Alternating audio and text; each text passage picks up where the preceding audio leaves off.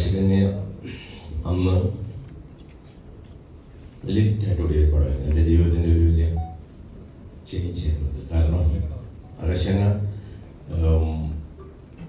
അന്ന് പ്രൊഡ്യൂസ് ചെയ്യാനായിട്ട് ആളില്ലാഞ്ഞിട്ട് ഞാൻ തന്നെ പ്രൊഡ്യൂസ് ചെയ്ത പടമാണ്. അന്ന് പ്രൊഡ്യൂസ് ചെയ്യാനുള്ള പൈസ എന്നുള്ള ഒരു സാഹചര്യമല്ല. ഞാനത് പറഞ്ഞിട്ടുണ്ട്.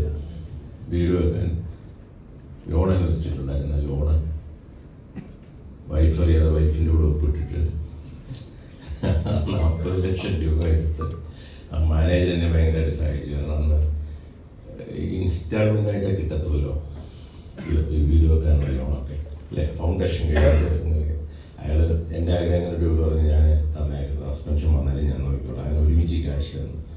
ഒരു വാശിയായിരുന്നു. വെള്ളസാരി ഇവിടുത്തെ യക്ഷി ഒരിക്കലും അതൊന്നും ഏക്കത്തില്ല. അതൊക്കെ പഴയ സംഭവമാണെന്ന് പലരും പറഞ്ഞപ്പോൾ എനിക്കതിനെന്തിന് ഭയങ്കര വാശി കൂടി യക്ഷിയെ കൊണ്ടുവന്നേ പറ്റത്തുള്ളൂ.